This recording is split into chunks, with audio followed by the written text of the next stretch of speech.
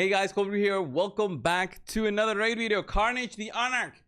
We'll be testing him out today, see whether he's worth the 5 months investment. Minimum 5 months, by the way. Much longer for many players out there who don't finish the Cursed City every rotation, which is not an easy task by any means. Not an easy task. The average player is going to take him a year to get it by, half completing the hard mode of the Cursed City. So, how have I built him? Well, Savage in Perception, he does benefit from accuracy a little bit. He's attack based on both forms, but accuracy does help him out. He can apply debuffs and also can benefit from accuracy, giving him crit damage. So that's pretty cool. Giving him the Helm Smasher Mastery plus the Retribution Mastery to get those counters through. Although I would say on his first form, he has a way to counterattack himself. We'll go over the skills in just a second. In terms of reviews, such bad reviews. I honestly do see it since I haven't seen many Carnage anywhere in live arena. So it makes me feel like, okay, this is really not worth the effort. This guy needs a buff or an easier way to get his blessings that would counter the fact that he is such an underwhelming champion, especially for PvE. I mean, you wouldn't really care to use him in PvE, but now that I'm seeing the reports here on through the ratings, it's really bad. We'll test out his multipliers and all that and see how much damage he can do. But honestly, if you're a player who finishes the Cursed City consistently, you really have basically everything in terms of late game. So a good mythical would have been ideal, right?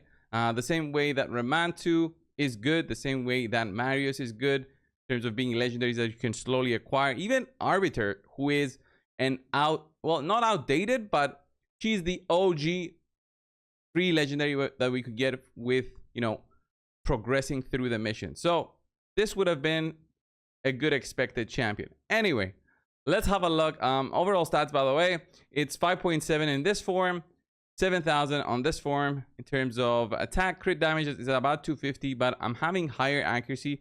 I tried to get a little bit higher accuracy overall because on the second form he benefits from that and he gains crit damage. So I thought I try to push those stats instead. All right. Savage, of course, if you can do with other sets, let's say the Merciless, then it's obviously very nice. So in terms of skills, his A1 on the first form, he can remove buffs and also counter with the skill. When an enemy hits his champion or an ally, there's a 50% to counterattack, and this chance increases for each debuff on the enemy. This can give him, a really nice way to do, lots of counters and just do a lot more damage. But really, is this possible for him to be utilized in PvE situations where you're going to be countering all the time, get some sort of good damage? I don't think, because he only does this in terms of damage, the A1. The A2, double hitting attack before attacking, he can swap the HP, steals all buffs, and apply a seal debuff. So the seal debuff is unique to Carnage for now. And the way that this works, by the way, can also be unresistible and unblockable if the target has 50% HP or less, but that's not easy to do with how the tanky meta is right now. So what does the seal debuff do? If we check on the debuffs screen right here, we can see that there's two versions, the seal and master seal. He only applies the seal debuff. So this blocks effects from gear sets and masteries, so it can potentially block some annoying masteries such as Helm Smasher that can do a lot of damage on you if you manage to apply the seal debuff. Other masteries, are not that annoying. They are annoying, but not that annoying to warrant, the use of this debuff as being so good. The master seal could block blessings, but is not what we have. So it's not that great of a debuff in my opinion. Then on his A3 skill, triple hit attack, single target. You can place block passives, block actives, and also steal Terminator. This is nice against PvP, but you run the you run the cost of having him to be able to be polymorph. So basically, it's his second form that you'll be using with this one. I mean, it's nice to be able to have this as a way to apply it on enemies that don't have the polymorph blessing on, but really, it's not that often. You'll even see DPS champions, damage dealing champions with the polymorph blessing, which kind of sucks. It's how the meta is. But it does not mean that this is useless, especially because these are debuffs that cannot be removed. So pretty cool. His passive that he gains in this form is that he can do a debuff spread.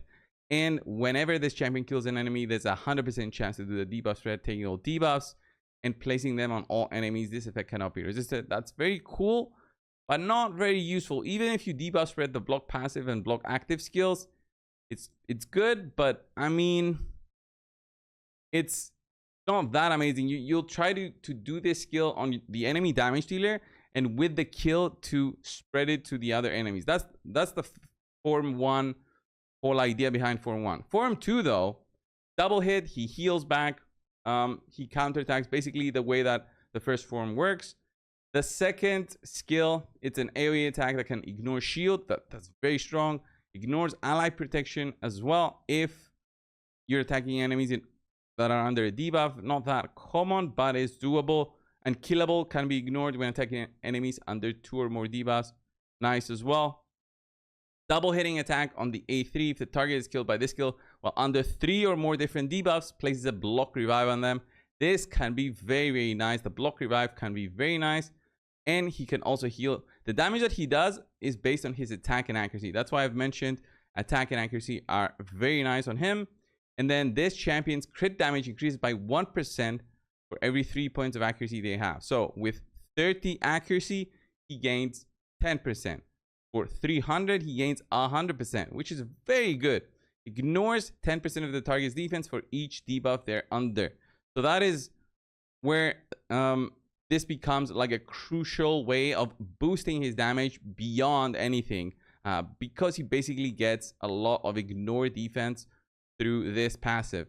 It just makes me think whether it's worth it or not to focus on a team with him that applies tons of debuffs and then has him to be as the sole damage dealer in order to maybe even clear through waves. We might even see him in the future in content that might arise with waves with very high amounts of defense, and maybe using him with lots of debuffs in order to ignore a lot of the target's defense, and not even using a savage set anymore. So who knows? Who knows on how things will change in the future, and on whether he's going to find a spot in different teams. In terms of auras, he's got a speed aura for the arena. Very nice, 33%. Much better than other champions. And I'm running Phantom Touch on him because I only have a 2-star blessing. As I've mentioned, Helm Smasher and Retribution is the way to go, or is the way I went with this one. You can go support tree if you're looking to do the Master Hexer and extend the duration of debuffs, but it's not gonna be that easy, is it, to get the debuffs through. So let's go and give like a small test on him with the Dragon's Lair. We jump in there. Let's start removing some champions here, and we'll see him, let's say, with Lydia. All right, Lydia. Let's do an Arbiter. Then let's do Carnage, okay? The way that this is going to benefit him is defense down weekend and increase attack. I just want to see the damage overall and see how this, how the different forms, you know, work for him. So the first form is where this is, you know, having the debuff spread, right? This is very cool, but we'll see on how his A3 works, which is the selling point, I would say, with him. The block passives, the block actives, very nice. I wonder how this is gonna go. Put it on a 1x. The debuff spread is there. Look at this, and we get the kill that we've debuff spreaded already. This is debuffs that are now protected, so cannot be cleansed through. Very nice. Let's see the A2. So the A3 probably had a reset because of the mastery. So see the A2. So this applies the seal. We hit 97, 94. That's not a lot of damage. I would say with the stats that we have. Although his attack stats are way lower in this form, which is kind of expected. Maybe it's more of him being like a debuffer in this form rather than just a straight up damage dealer. So A1, this is the one that you can also remove buffs from enemies. So I want to see here. This about 97, 96 with a defense down and weaken. I would have expected a little bit more, but still quite strong. There's the counterattack, by the way. I like it. Oh, the defense down we could have used before. So we want to test out his second form now. Let's get out of this fight and just jump back in again. We're gonna jump out of the fight, come back in, see how it changes when we just transform into the second form with the higher attack base and also the extra crit damage that we receive. So is it the second form that I want to be using for the most part? Let's see. So second form here. Let's try the first big AoE we have. Well, the A3 that is a double hitting. That I can use also. So let's see the double hitting one. Put it on 1x. What are we looking for? So 2 or 3 debuffs. Remember, we do more ignore defense with more debuffs. So I could have just blasted these enemies with debuffs and just see huge numbers, but there it is. Oh, good damage. The block revive, by the way, is if the enemies are under 3 or more different debuffs. That's how the block revive works. So 3 or more different debuffs, by the way. So you can have poisons and expect the enemies to be block revived. So he can also heal with this, which is nice, but he's not tanky. So healing is not going to help him that much. So let's see the A1. 47, 50 with nothing, basically no increased attack or anything. So try now. 57, 63. Yeah, the increased attack didn't give us that much. 8. Okay. Don't die. Please don't die. Alright, we died, but we're gonna revive soon. I'm just waiting these guys out. The arbiter gets turned. There it is. Revive. Boost. Let's just hit these guys a little bit. So the A3 did well. So let's see the A2 here. A2. Remember this passive. This is really nice passive. So the A2 will ignore ally protection also. And ignore unkillables. This is nice, but I don't know. From this one, I should expect high numbers. Let's see. Oh yeah, 300k. The second form is the way to go. For a damage dealer, the first form is nice to maybe establish control, but you won't get a kill. Especially against enemies like a Taraz. There's no chance you get a kill. And be able to apply the debuff spread. So 143, 163. So about 300k with the A3. Alright. Can apply more debuffs there. I could see this guy with poisoners in order to boost his passive, but see the A2, 315k. It's basically like the damage that the A3 does in one skill. Plus the ignore shields, which is very useful. The A1 works very well. The counter attack also is very nice that he can do. Once we get hit now by the dragon, he should counter attack and heals back. Look at that. Heals back by a huge amount. Although he's very squishy, so he almost dropped to like what? 10-20% when he got hit there. So now we should do lower amounts of damage. Yeah, about 280, 290. Then let's see this. 248. Oh, way worse. I think Hell Smasher didn't proc there or something. So I could see flawless execution even on this guy. If you're running like lots of debuffs, like a very specific scenario. So, I mean, good damage with the debuffs. But again, it's not easy to apply them. So let's test out some PvP. Right, let's see this guy in action. Whether the damage is there or not, we'll have to see. Okay, I'm using a huge setup here, almost 1,000,000 power, but I just want to see him, how he does versus other champions, especially when we're not applying that many debuffs. I could apply some debuffs with this kind of squad that I'm running, but that could help his damage, but I don't know. I don't know how he can really do in PvP. So yeah, we get through some stuns. We can even lock them out, and then he comes through and has to transform, I would say. Although, oh yeah, has to transform, but you kind of need 3 debuffs for his block revive. I was thinking of Marichka here, but there's no way to apply debuffs in this form. So just straight up damage. So this will kill them, hopefully. And we'll have to kill them again because of Marichka. So Yeah, we do some good damage, get them down, but we need three forms of debuffs in order to really do anything here. So let's kill that guy, get some damage through. Oh, that's a counterattack. Oh, yeah, counterattack is nice, but you really do no damage.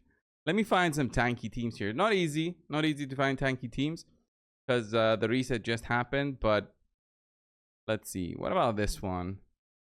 No, let's do a reset here. I would have to climb a lot in order to find tanky teams. This is okay. There's a Krisk in there.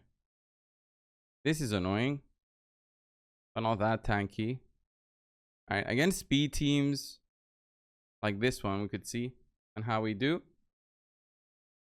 So we could ignore unkillable, but again, we need debuffs in order to really ignore unkillable.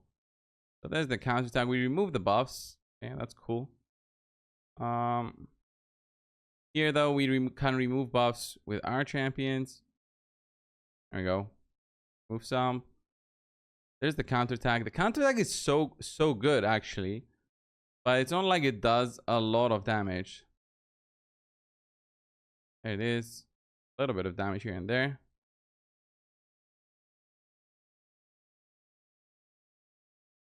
$14,000, really? So I'm gonna try his first form now and see. Block passives and block actives. That's great on lures, right? Yeah, we only managed to spread one of the debuffs and have it locked basically. So yeah, we stun them here. And basically it's done, but all right, let's see.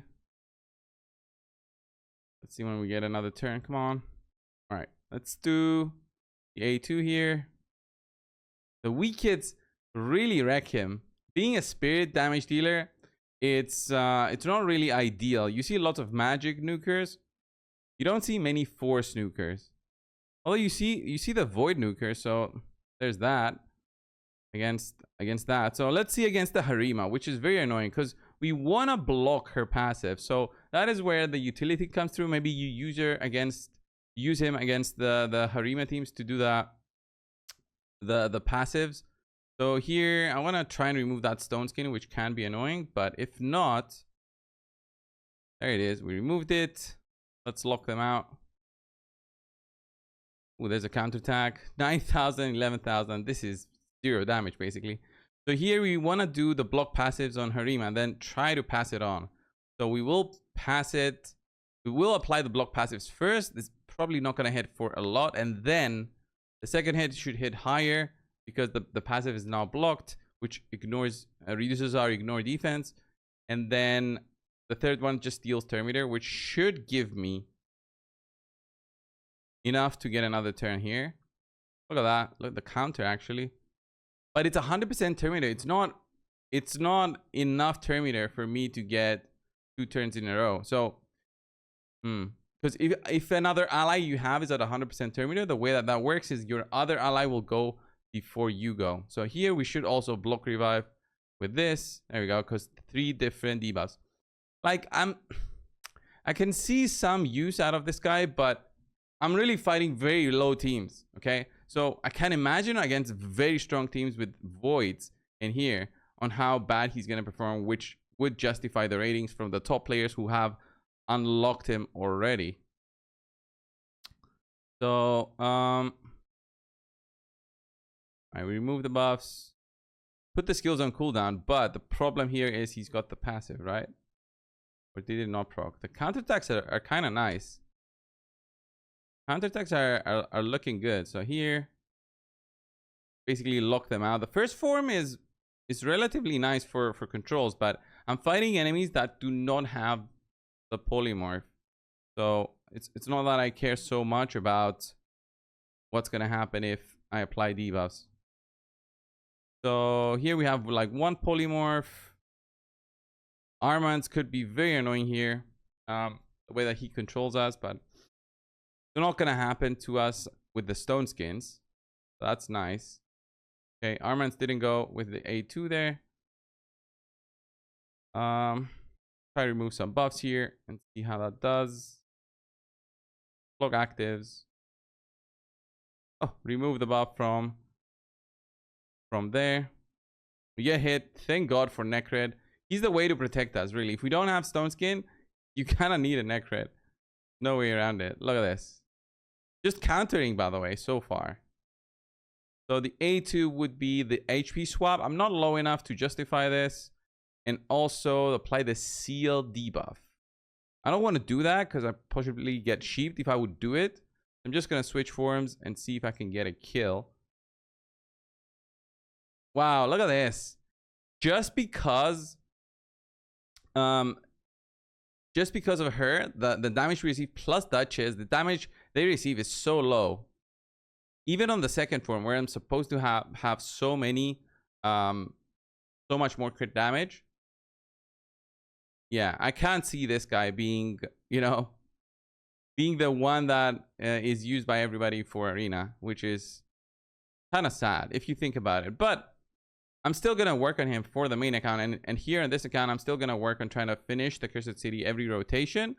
So I get the extra power up. So that's PvP. Again, I just don't see his real use there. In terms of dungeons, the one I could see him being used because of the multi-hits is possibly Fire Knights. Anywhere else, you cannot use the block passive, block active. So you want to use him for just strictly damage. So spiders then, maybe I could see him in there. But again, if you have an account that gets Carnage, where are you going to place him? Honestly, are you going to place him in your spider team? There's no chance. Your spider team is probably already an 8, 10, 12 second team already. So he has no use for the current dungeons. But who knows in the future what kind of difficulties we'll get, and that ignore defense that he has on the A3 and how that's going to work. So possibly it could see some more use out of Carnage in the future. So might as well keep on working on him. The merciless sets you get from farming the Cursed City are so nice. So you're not really losing out on working on him slowly and not having to go all in to get him within the first 5 months of unlocking Cursed City. So there's that. That's Carnage, guys, for you. What are your thoughts? Have you seen other content creators showcasing before? What did they say? Let me know down below. Thank you all, guys. I'll see you in the next one. See ya.